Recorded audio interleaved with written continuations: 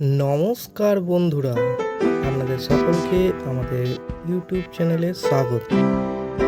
আজকে আমরা শিখব text effect animation in power point.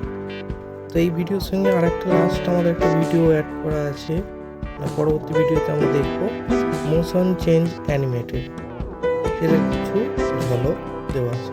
তার আগে আমাদের চ্যানেলে যারা নতুন বা পরবর্তী ভিডিও সবার আগে পেতে আমাদের চ্যানেলটিকে সাবস্ক্রাইব করে বেল আইকনটিকে অল করে দেবেন, যাতে সর্বপ্রথম আপনারা সেটাই দেখতে পান। তো চলুন শুরু করা যাক। তো তার জন্য আমরা কি করব, একটা ব্ল্যাঙ্ক স্লাইড করে নেব। সেই জন্য লেআউট থেকে ব্ল্যাঙ্ক স্লাইড। ওকে, এরপর আমরা কি করব, ইনসার্ট থেকে পিকচার থেকে আমাদের এখানে ডাউনলোড করা আছে পিকচার। তো এখান থেকে আমরা একটা পিকচার, এই যে ভিক্টোরিয়া মেমোরিয়াল, এটা আমরা ইনসার্ট করে নেব। দেওয়ার পর এটা আমাদের গোটা স্লাইডটায় অ্যাডজাস্ট করে নেব ট্রেনে।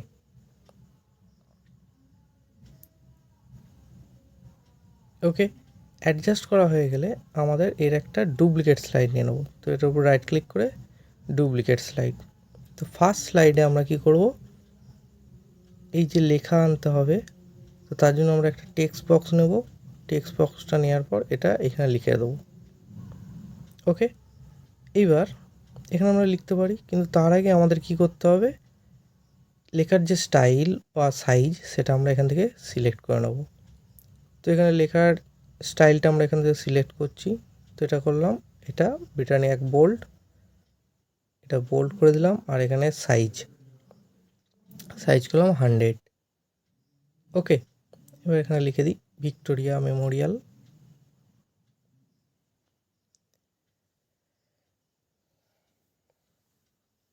তো দেখুন লেখাটা নিচে চলে এলো। তো আমরা এখানে একটু টেনে নিয়ে অ্যাডজাস্ট করে নেব, যাতে লেখাটা এক সরল লেখায় চলে আসে। তো এটা হয়ে গেছে। এবার এটাকে আমাদের কি করতে হবে, মিডিলে আনতে হবে, যাতে দেখতে সুন্দর হয়। তো মোটামুটি মিডলে চলে এসছে। এবার দেখুন এই লেখাটা কি হচ্ছে, এই যে ভিক্টোরিয়া মেমোরিয়াল যেটা আছে তার উপরে আসছে। আমরা কি চাই, এটার পিছনে যেতে। তো সেটাও আমরা দেখব। তার আগে এটার আমরা কিছু কালার চেঞ্জ করে নিই। তো এর উপরে রাইট ক্লিক করে ফরম্যাট টেক্সট শেপে গেলাম। এখান থেকে যদি ফিল কালার করি, তো দেখুন, আচ্ছা তার আগে একটা জিনিস দেখি, যদি ফিল কালার করে এখানে পিছনের ব্যাকগ্রাউন্ডটা ফিল হয়ে যাচ্ছে। তো তার জন্য কি করতে হবে, আমাদের কন্ট্রোল জেড দিয়ে ব্যাকে নিয়ে এই যে আমাদের লেখাটাকে সিলেক্ট করতে হবে। তো লেখার উপর ক্লিক করলাম, দেওয়ার পর এখান থেকে কোথায় যাব, ফরম্যাট টেক্সট এফেক্ট, ক্লিয়ার। দেওয়ার পর এইখানে গিয়ে আমাদের কি করতে হবে, ফিল বা গ্রেডিয়েন্ট ফিলটা ওখানে গিয়ে কালারগুলো আমরা চেঞ্জ করে নেব। ঠিক আছে, এই যে এই কালারগুলো যেগুলো আমার যেরকম কালার পছন্দ হবে সেই সব কালার আমরা নিতে পারি এখানে।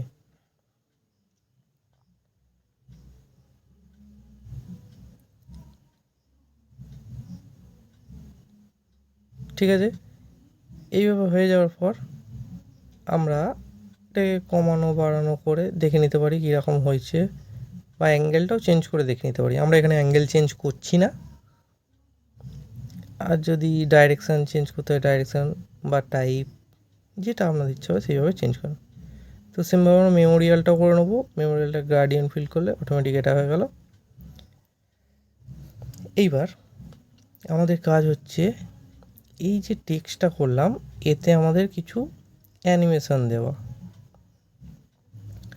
ঠিক আছে, তার জন্য আমরা কোথায় যাবো, অ্যানিমেশন থেকে কী করবো, ফ্লাই ইন। তো এটা কী হচ্ছে, বটম থেকে আপে যাচ্ছে। তো আমরা এখানে যদি চেঞ্জ করতে চাই, এই যে এফেক্ট অপশান, এখান থেকে আমরা যেটা পছন্দ হবে সেটা আমরা সিলেক্ট করতে পারি। ঠিক আছে, এখানে এবার অ্যানিমেশন প্যান থেকে আমরা এফেক্ট অপশানে গিয়ে এর যে টাইমিং আছে, এই যে 1 ক্লিক, এটাকে আমরা করবো উইথ প্রিভিয়াস, ডিলে কিছু করব না, আর ডিউরিং করব 5 সেকেন্ডস। ওকে,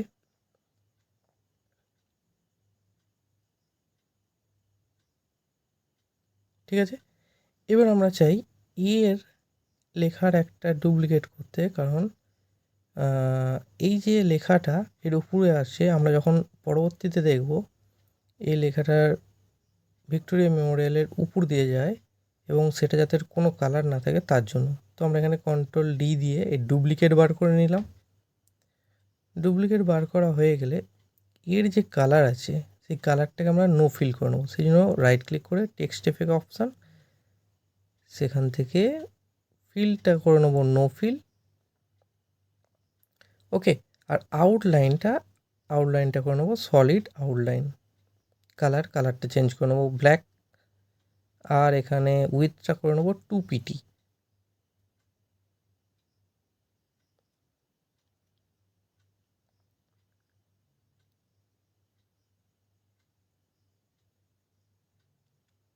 ওকে, নেক্সট মেমোরিয়ালটাও সেমভাবে করে নেবো।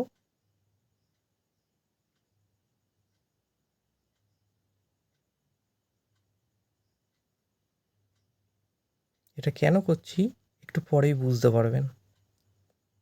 ঠিক আছে, হয়ে গেল।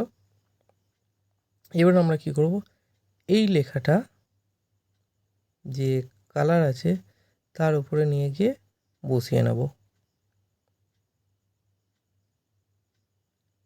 ওকে, বসানো হয়ে গেলে আমাদের এবার নেক্সট কাজ হচ্ছে সেকেন্ড স্লাইডে গিয়ে এই যে ভিক্টোরিয়া মেমোরিয়াল যেটা আছে তার ব্যাকগ্রাউন্ডটাকে রিমুভ করা। তো তার জন্য আমরা ফরম্যাট থেকে রিমুভ ব্যাকগ্রাউন্ড, যেটা আমাদের পূর্ববর্তী ভিডিওতেও বলা ছিল, তো আমরা আরেকবার এটাকে দেখিয়ে দিচ্ছি।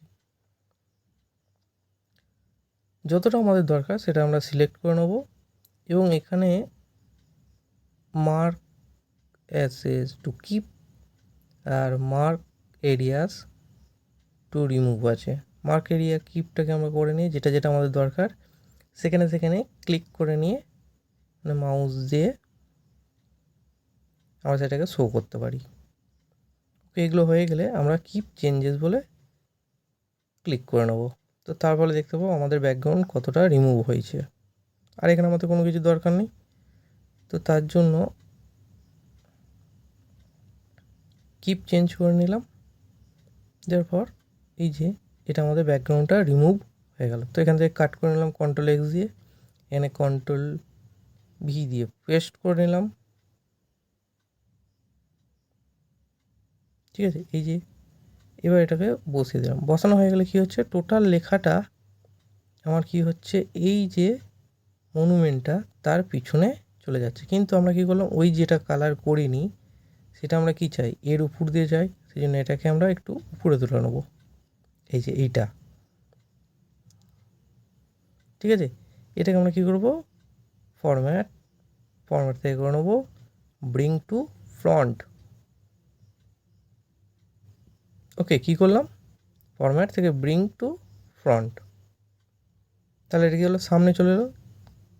সেটা আমরা বুঝবো কী করে, তো আগে এটা বসিয়ে দিলাম। এবার এই মনুমেন্টটা আমরা গিয়ে বসিয়ে দিচ্ছি। এইবার দেখুন কী দেখাচ্ছে, যেদিকটা ফাঁকা সেখানটা কালার দেখা যাচ্ছে, কিন্তু মনুমেন্টের উপরে যে লেখাটা আসছে সেই লেখাটা আমাদের কী হয়ে যাচ্ছে, নো ফিল। ইন্টারেস্টিং না, দেখতে ভালো লাগছে। তো এইভাবে হচ্ছে আমাদের আজকের প্রেজেন্টেশন। ঠিক আছে, এবার আমরা চাইছি এই লেখাটা যে এলো পরে যদি আমাদের প্রেজেন্টেশনের সময় বোঝাতে হয়, তো তার জন্য লেখাটা আবার যাতে এক্সিট হয়ে যায়। তো তার জন্য অ্যানিমেশান থেকে গিয়ে অ্যাড অ্যানিমেশান, এখান থেকে এক্সিট, এখান থেকে করে নেবো ফ্লোট আপ দিয়ে ওকে। ঠিক আছে, তো সেম সেকেন্ডটাও আমরা করে নেবো এক্সিট থেকে ফ্লোট আপ। তো আমাদের দুটো লেখাই করে নিলাম।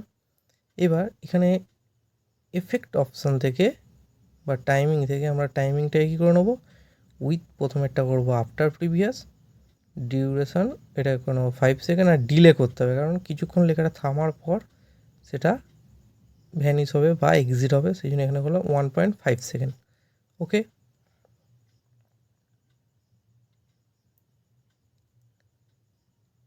সেমভাবে আমাদের দ্বিতীয়টাও করে নিতে হবে, কিন্তু দ্বিতীয়টা আমরা আফটার করব না, উইথ প্রিভিয়াস করব।